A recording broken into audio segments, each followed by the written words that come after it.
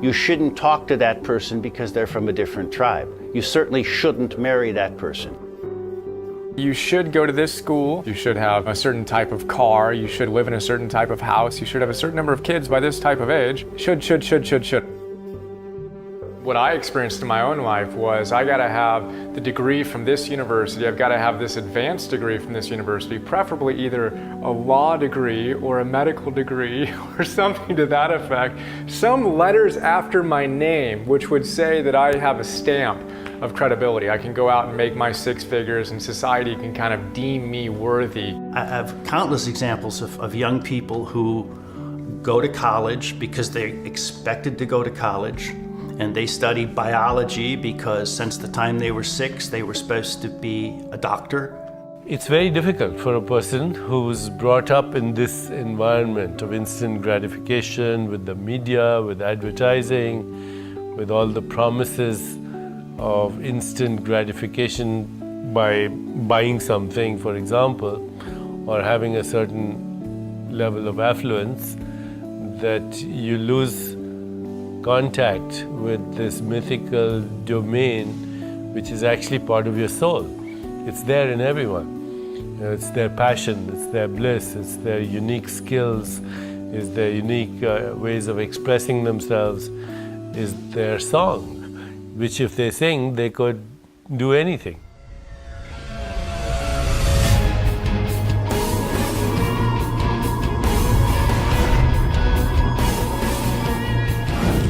If you look at every heroic journey, the hero has been confronted with the fact that the world that they thought was reality was nothing more than illusion.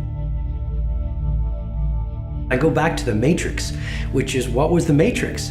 It was just this big illusion. It was the dominant values and beliefs that the world had put around this guy, Neo, the seeker on the hero's journey. And what did he do? He felt this longing to go beyond the illusion, to go beyond the Matrix. So he took the red pill and he woke up to reality. And what was reality? Reality was he was full of potential.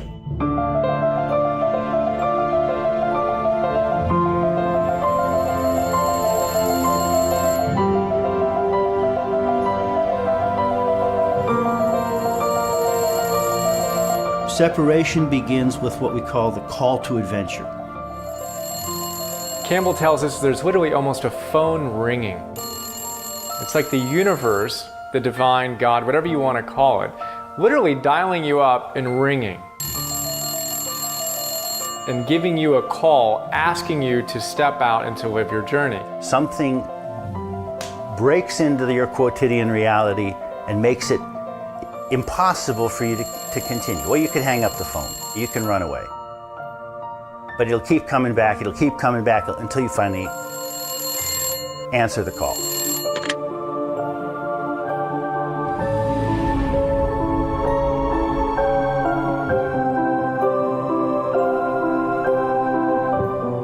If you're not paying attention, the wake-up calls come in the form of a sledgehammer. You know, if you're paying attention, they might come in a tickle feather. So we don't always get the call as a choir of angels with trumpets singing to us beautifully one sunny morning. In Star Wars, Luke comes back, his house has been burnt down. He's got to go. Oftentimes it comes in the depth of our despair, in losing a job, getting fired, getting divorced, having your house foreclosed on. These things that you just would never want to have happen are often the exact things we need to catapult us, to catalyze us into that next version of ourselves. Bad things happen to good people, and when that happens to them, they typically are thrown for a loop. Because they frequently have felt everything's going along, I'm doing everything right. What happened? Well, you know, the universe just upended you, and it does do that. Chinese symbol for crisis are two symbols. The first one is danger, and the second one immediately is opportunity. So crisis is both danger and opportunity. This idea that if one storyline collapses, that's the end of the movie, is not true of human life and never was true of human life. I know people who've prospered in the most extraordinary way in the worst type of adversity. It's actually revealed something to them about themselves they didn't know, and that became the new journey they took. Let me put this into really practical 100-pound terms, because if the camera had been pointed at me when I was 24 years old, what it would have seen was a person who weighed 320 pounds. You would have seen me puffing on 2 or 3 packs of Marlboros a day, a relationship that I didn't want to be in, and I had a job I hated. Everything was wrong in my life. And so those are ripe moments for a wake-up call in life. You know, if you haven't been paying attention enough so that you end up with a job you hate, a relationship you don't want to be in, a body you don't like, and you're addicted to a bunch of things, you're ripe for a sledgehammer blow from the universe. And I got it. You step over a threshold, meaning you move from one world into another. Sometimes you're shoved from one world into the other. I went out for a walk and I stepped on the ice on the road, and my feet shot out from under me, and I smacked my back of my head on the ground, frozen ground, and it knocked me out just enough. I wasn't completely unconscious, but I had a vision while I was semi-knocked out. I could see down through all the layers of myself to this pure consciousness inside, and I could see how all the fat I had was organized around a whole bunch of feelings I didn't want to let myself feel, like sadness from childhood and a lot of old grief in my family and anger and things like that. And I realized that the fat was there to keep me from feeling those feelings. And so as I began to come back to normal consciousness, I made a vow that I was going to change my life so that I could live in that state of pure consciousness instead of having to have all of that armor around me. Once you make the decisions that Joseph Campbell is talking about really hearing the call and being willing to take on the challenges of that new awakened life, once you do that, you begin to feel a power that it's like nothing else I've ever experienced. And I think a lot of us are just plain old afraid of that.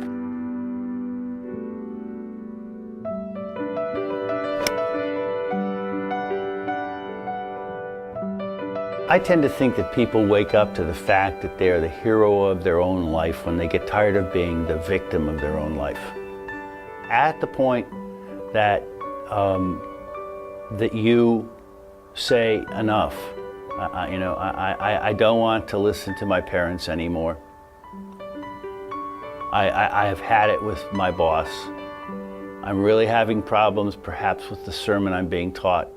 You can either surrender to victimhood, and a lot of people do, or you can surrender to a fundamentalism. You can basically give your responsibility to someone else and say, tell me what to do and I'll do it.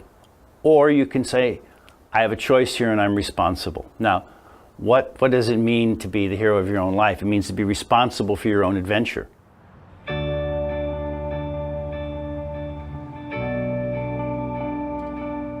Campbell talks about metaphorical death, where something dies so that something can live. And in every hero's journey, there's some death moment where some old has to go and some new has to stay. He quotes Nietzsche, and he says that the snake that cannot shed its skin must perish.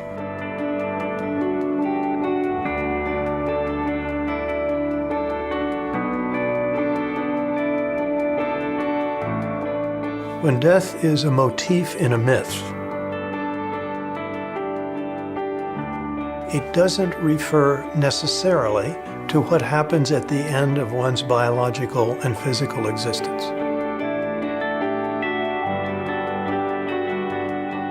It's an indication that change is taking place.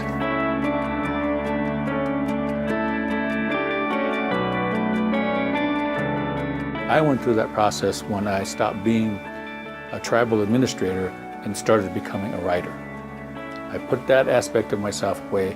It was valuable and I learned a lot and I draw on it, but it enabled me to go on. No death, no life. No death, no transformation. No death, no change. I said, okay, I don't want that anymore. I want this. Put that away. Made myself into something else. In essence, resurrected into being a writer.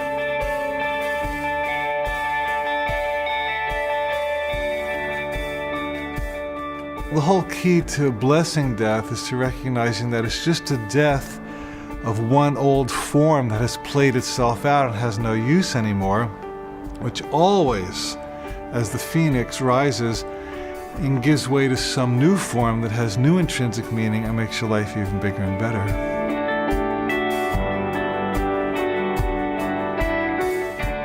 If you want to have new birth, new revelation, new insight into life as you grow as a human being, you will learn to keep dying.